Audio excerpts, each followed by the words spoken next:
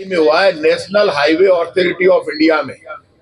और अब तक जितनी भी केंद्र की भाजपा सरकार के समय में जितने भी हाईवेज बने, उनकी गुणवत्ता की जांच और किन किन कंपनियों को टेंडर मिले, कितनी टोल कंपनियां काम कर रही है, कितनी टोल कंपनियां ऐसी है जो टाइम बार होने के बाद भी काम कर रही है। इन टोल कंपनियों ने जो लूट मचाई और इनका जो टाइम बढ़ाया गया, उसमें किसका इंटरेस्ट है? नितिन गडकरी जी बातें बहुत अच्छी अच्छी करते हैं, अपने आप को बहुत ज्यादा हॉनेस्ट, बहुत ज्यादा भला घोषित करने की कोशिश करते हैं। नितिन गडकरी जी, आपको इस्तीफा देना चाहिए। जयपुर की घटना आपके लिए चुनौती है, और यदि आप बड़े ईमानदार और सिद्धांतवादी हैं तो आप इस्तीफा दीजिए। एक कट जब से आपकी सरकार आई है तब से वो कट गलत खोला गया, और वो कट आज तक आप बंद नहीं कर पाए। आप जब पहली बार मिनिस्टर बने तब आपने हेलीकॉप्टर लेकर जयपुर से दिल्ली हाईवे का दौरा किया, आपको याद होगा अधिकतर लोगों को, और उन्होंने बड़ा दावा किया, हंसी उड़ाई।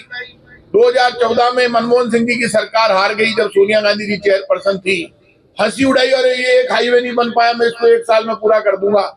आज तक पूरा नहीं हुआ, क्योंकि नितिन गडकरी जी, आप और आपकी सरकार बड़े जो मल्टी मिलियनर्स हैं, जिनके इशारे पर आप सरकारें चलाते हैं, अडानी और अंबानी जैसे लोग, बड़े टोल माफिया, उनको आपने जबरदस्त छूट दे रखी है। इसीलिए तो ये घटना घटी। आप आज तक हाईवे का सिस्टम नहीं तय कर पाए।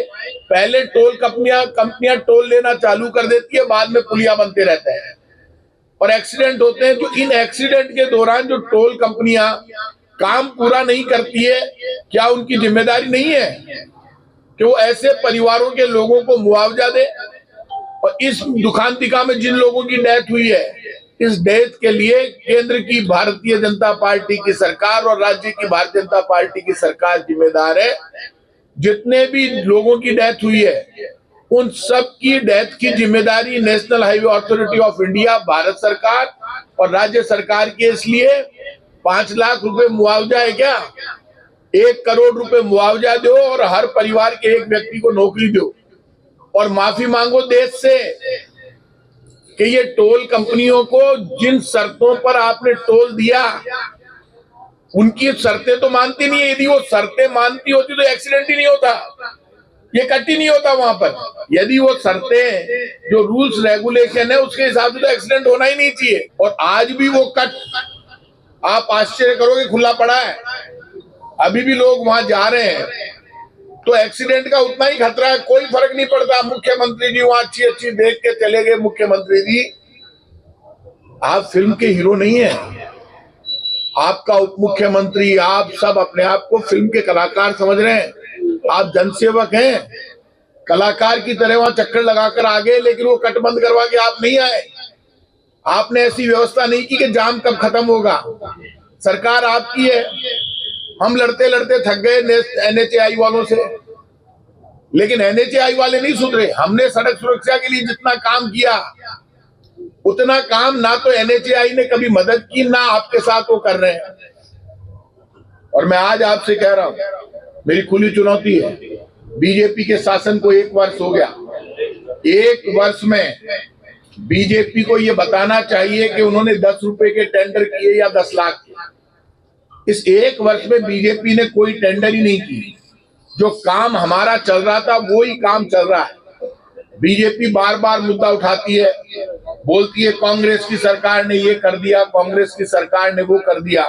मैं आज आपसे कह रहा हूं, बीजेपी की सरकार में जो घोटाले हुए हैं और जमीनों की जो बंदरबांट हुई है, उतनी तो कभी आज तक नहीं हुई। बीजेपी के साथ दिक्कत हो गई। पहली बार ऐसा हुआ जब मुख्यमंत्री और मंत्री सरकार नहीं चलाकर अधिकारी मुख्यमंत्री और मंत्रियों को चला रहे हैं। हालात बहुत खराब हैं। चाहे जैसे मंत्रियों को, मुख्यमंत्रियों को चलाया जा रहा है। इस बार सरकार मुख्यमंत्री और मंत्री चलाते हुए नजर नहीं आ रहे। पहली बार मुख्यमंत्री और मंत्रियों को अधिकारी चलाते हुए नजर आ रहे हैं। और आखिर ये किसके इशारे पर हो रहा है? केंद्र के इशारे पर हो रहा है या किसी और के इशारे पर हो रहा है? लेकिन आफ्टर ऑल ये सवाल बीजेपी कांग्रेस का नहीं है।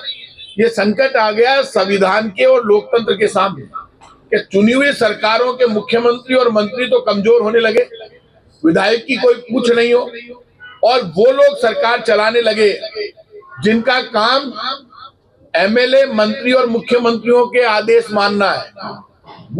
आप बताओ, जब गौतम अडानी, अनिल अग्रवाल और बड़े बड़े 1 लाख करोड़ 2 लाख करोड़ की संपत्तियों के मालिकों को भी राजस्थान की सरकार के खर्चे पर रामबाग होटल पूरी बुक करके, सारे 5 स्टार्स बुक करके ठहराया जाएगा और खर्चा राजस्थान की सरकार उठाएगी, तो जनता की खून पसीने की कमाई का अपमान है जो जनता टैक्स के रूप में देती है। आप इतने बड़े बड़े उद्योगपतियों को ठहरा रहे हैं और उनके नाच गाने की, खाने पीने की व्यवस्था कर रहे हैं, वो मजे कर रहे हैं वहां पे, और गरीब आदमी की हालत ये है कि उसको नरेगा में पूरी मजदूरी नहीं मिल रही और नरेगा का पैसा नहीं मिल रहा, बुजुर्ग विकलांग विधवा पेंशन टाइम पर नहीं मिल रही, जो बच्चे विदेशों में हमारी योजना के अनुसार पढ़ने गए उनका पेमेंट नहीं होने से वो खड़े होकर परेशान हो रहे हैं, भीख मांगते घूम रहे हैं विदेशों में। तो आपके पास एक एजेंडा है, तो बीजेपी खुद असुरक्षित है, बीजेपी के नेता असुरक्षित है। राजाओं के राज में कभी भी कोई भी असुरक्षित नहीं था, लेकिन वो राजा सबसे ज्यादा बेईमान और असुरक्षित है जो ये नारे देता है देश में, बटोगे तो कटोगे। आप बताइए कौन तो बटेगा और कौन कटेगा? क्या भारत को बांटने और काटने की राजनीति शुरू कर दी क्या बीजेपी ने? किसको तो भारत में बांटेगी, किसको काटेगी भारत में? राजा का इस तरह का भाषण कभी होता है किसी सत्ता में बैठे हुए व्यक्ति का? पहली ये बीजेपी की सरकार है जो सिर्फ दहशत, डर पैदा करके और राज करना चाहती है। और अभी 1 वर्ष इनका हुआ, 1 वर्ष तक लोगों ने कहा कि भाई ये कांग्रेस के लोग सड़क पर क्यों नहीं आ रहे? हम 1 वर्ष तक ज्यादा सड़क पर इसलिए नहीं आए, हम जल्दी आ जाते तो लोग कहते कि कांग्रेस के लोग काम नहीं करने दे रहे। हमने तो इनको पूरी छूट दी। लेकिन अब यदि ये जनता के ऊपर जुल्म करेंगे, करप्शन करेंगे, कांग्रेस पार्टी चुप नहीं रहेगी, सब जगह लड़ेगी, सामना करेगी, लेकिन राजस्थान की जनता के हितों की रक्षा करेगी। होगा, ये बच नहीं सकते, इतना ध्यान रखना आप, इसमें कोई दो राय नहीं। शिव की शक्ति को ये समझ नहीं रहे, ये निपटाएंगे शिव ही इनको, बीजेपी वालों।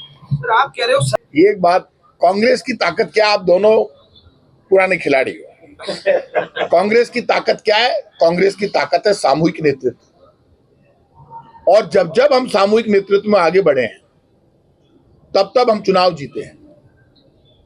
इस बार फिर कांग्रेस सामूहिक नेतृत्व में आगे बढ़ रही है।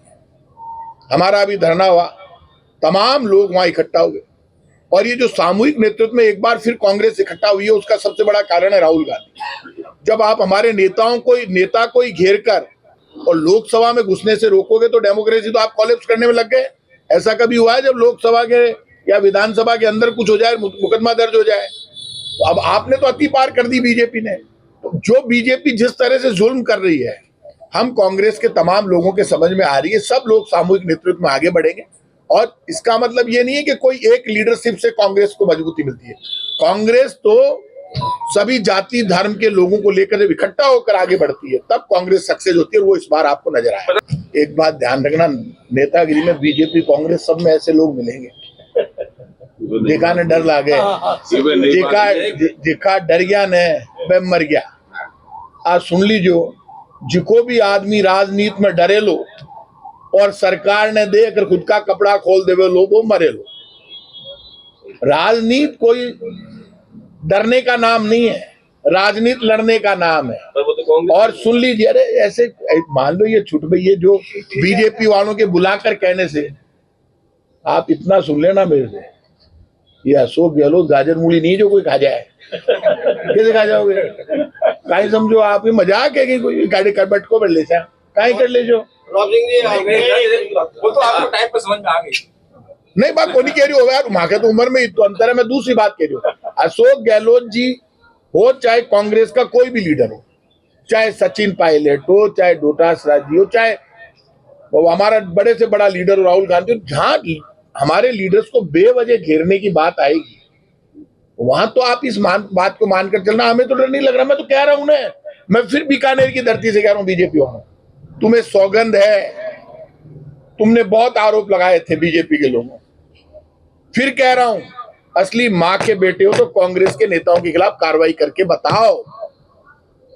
बताओ एक भी घोटाला साबित करके, तो ये- कौन सा घोटाला साबित कर दिया? इस तरह का एक ट्रेनिंग सेशन जो है ना, वो कांग्रेस में एक विंग बोल दो, क्योंकि आपको क्या है, ये मुफीद वाली जो बात है ना, वो आप पे ज्यादा लागू होती है कि किस नफासत से किस बात को कहना चाहिए, ताकि लोग भी आप बड़े भी समझें, जो डर जाते हैं ना, जो आप कह रहे हो डर जाते हैं। नहीं डर आप समझा को नहीं, डरबा को तो कहीं करा कोई मान लो चीफ मिनिस्टर थे अशोक गहलोत, मांगने कई जना स्टाफ में हुए, कोई आदमी ने कुर्सी दे दी, बिना पद दे दियो, वो बड़ो आदमी बन गयो।